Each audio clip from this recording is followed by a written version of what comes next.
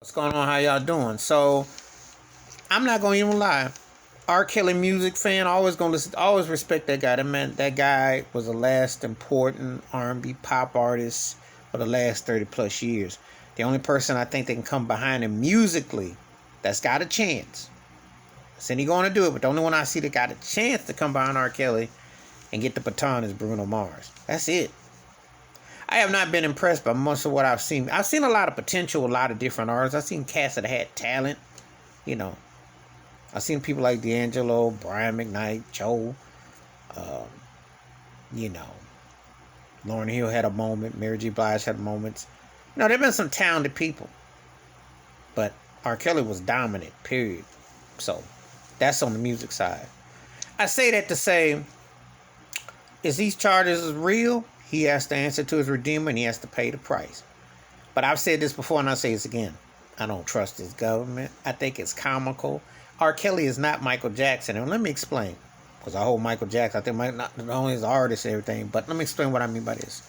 Michael Jackson, the only person I know who could be gangster enough where you could come with a RICO charge and you could make this like mobster style and all this. This thing here, to me, is just that it's about the bag.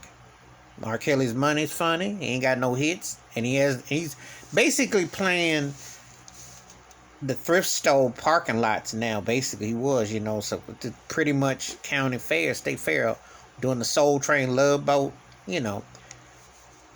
Songs are still there, and then let me tell you something. They are still making bags off of him. So ain't no cancel culture, ain't no Me Too. Stream game. They still make a rock. He cleared $1 million in royalties last year, okay? Which got frozen, but he cleared a mill. So if he clears a mill, these companies are clearing 20, 30, 40, 50 mil. Don't be fooled. There's still money coming residuals from his work with Michael Jackson, Whitney Houston, the Isley Brothers. Got the song out with the Isley Brothers now, Friends and Family. Don't be kidding. Got Ghost Road, got songs, please.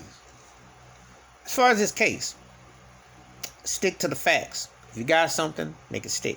I don't want to hear about Aaliyah. I'm not buying it. I'm not buying that Minneapolis charge. I think quite a bit of these charges can go either way. And like I said, he musically, I don't cancel nobody if I dug you. Personally, it's a different story, and it's a sad commentary. But I don't even think this case is about said victims. It's more about he was asking for that bag from Sony. He wanted his master's publishing. And they said, well, you couldn't read before. You gonna read this. We're done with you. So he came out with that I Admit song. Why would he do that? Because it's cause and effect. Why would he do that? Because he kind of foresaw that this was going to happen. And I tell anybody who uses common sense, if he did all this stuff that they really got him for, why didn't the feds and them go after him 15, 20 years ago when Step in the Name of Love was out? Ignition was out. Heck, they was having a petition 6, 7 years ago to try to make Ignition the national anthem. Remember? I don't make this up. Trapped in the Closet. All that was a budget.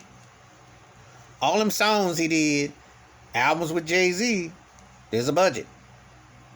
Look behind when you get your CDs, when you had CDs or vinyl or cassette under federal law, copyright.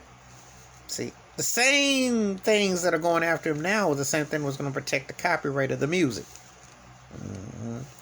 Not buying this case.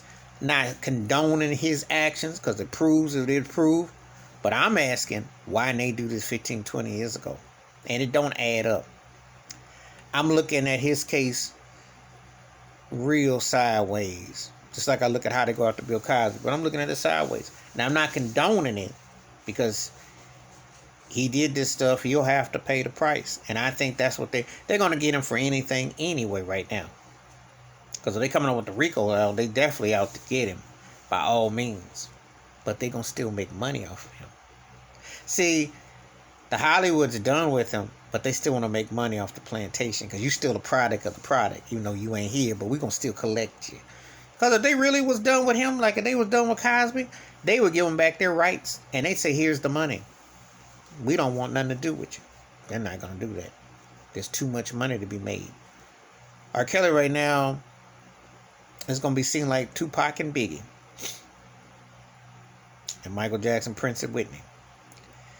Yeah. That's how they doing it. But the money ain't stopping. And they still know this ain't even about justice. That's the sad part. For if it was about justice, we could have cleared this up 15, 20 years ago. So that's my thoughts and takes. His case can go, it's not looking good. But there's a part of me that just knows this ain't about justice. If you use common sense, you know good and well these things just don't add up. But that's my thoughts and takes with the R. Kelly Fed case that's starting right now. Please give me your thoughts and your takes. I welcome thoughts and comments, and I do respond. Thank you. Wash your hands, keep your mind clear, watch out for another. And it's quite prophetic when he sung I Wish 20 years ago. And you see how certain things are going. But it's also how the game goes. And something tells me that Lil Nas X is doing stuff in his videos and sending messages that R. Kelly didn't want to do. I'm just saying.